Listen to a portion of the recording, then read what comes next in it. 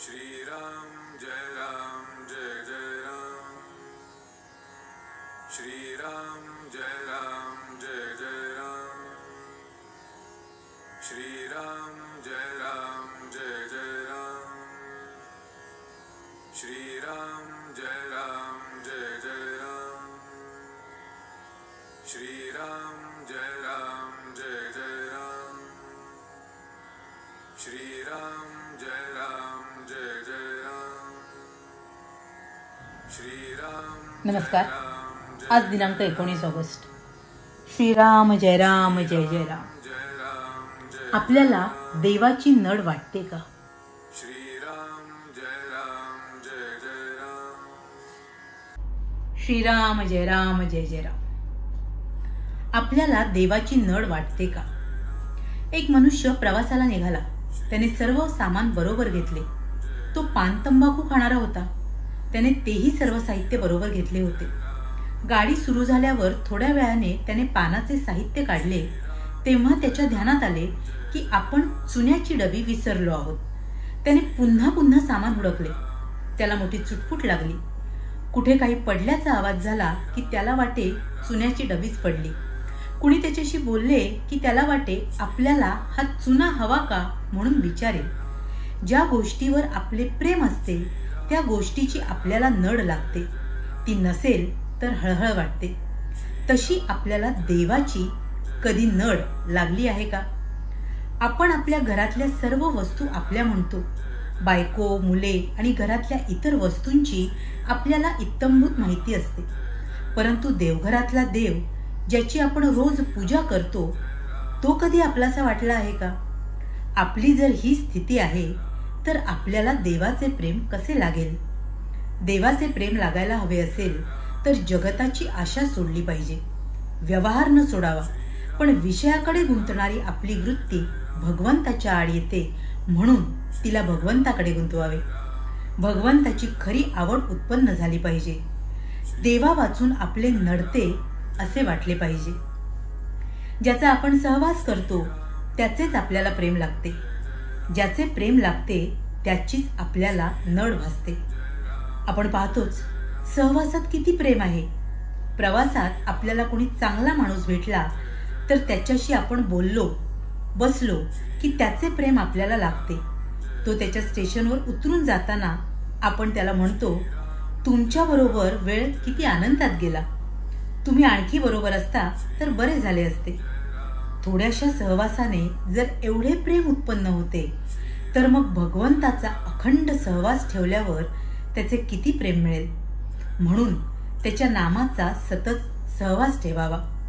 भगवंताच्या सहवासात राहायचे म्हणजे अहमपणा विसरून करता करविता तो आहे ही भावना दृढ झाली पाहिजे.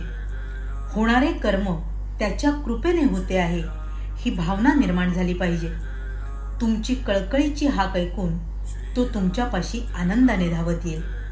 नामाने काय होणार आहे असे मनात देखील आणू नका. नामात किती शक्ती आहे याचा अनुभव नाम घेऊनच पहा.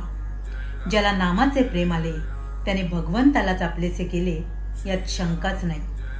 नामस्मरण करता करता मनुष्य क्रमाक्रमाने प्रथम मुमुक्षु मग साधक व पुढे सिद्ध होतो. श्रीराम जय राम जय जय राम. श्रीराम जय जय राम. महाराज इथे आपल्याला देवाची खरंच किती आवश्यकता वाटते याविषयी सांगतात. महाराज म्हणतात की जेव्हा एखाद्या गोष्टीवर आपलं प्रेम जडतं ना त्यावेळीच आपल्याला त्या गोष्टीची नड भासते. म्हणजे ती गोष्ट जर आपल्याला आपल्या आयुष्यात नाही लाभली तर आपल्याला खूप हळहळ वाटते. बघा ना, आपल्या आयुष्यात येणाऱ्या सगळ्या व्यक्ती, सगळ्या गोष्टी आपण त्यांच्यावर प्रेम करतो. त्यांच्याविषयी आपल्याला सारं काही ठाऊक असतं. पण आपल्या देवघरातला देव ज्यांची आपण रोज नित्यनेमाने पूजा करतो, पण आपल्या देवघरातले देव ज्यांची आपण रोज नित्यनेमाने पूजा करतो त्यांच्याविषयी आपल्याला तसाच आपलेपणा वाटतो का? खरंच प्रेम वाटतं का? देवाशिवाय माझ्या आयुष्यात, माझ्या प्रपंचात काहीतरी अडू शकतं, नडू शकतं असं आपल्याला खरंच वाटतं का?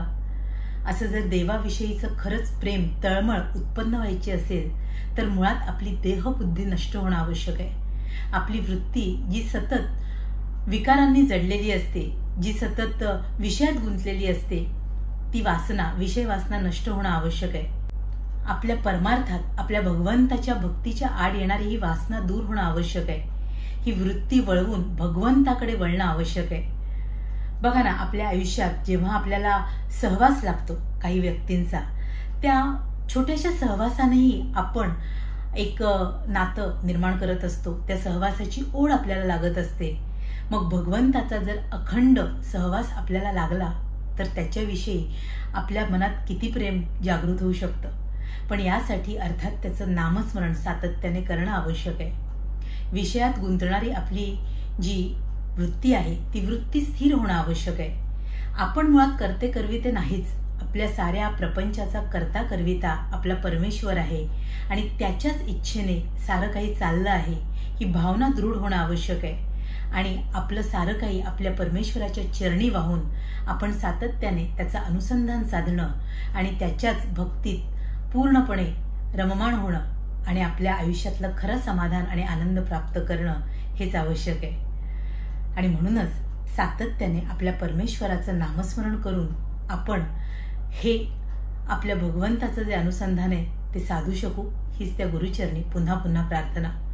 तुम्हा साऱ्यांसाठीच खूप सारी गुरु ब्लेसिंग्स.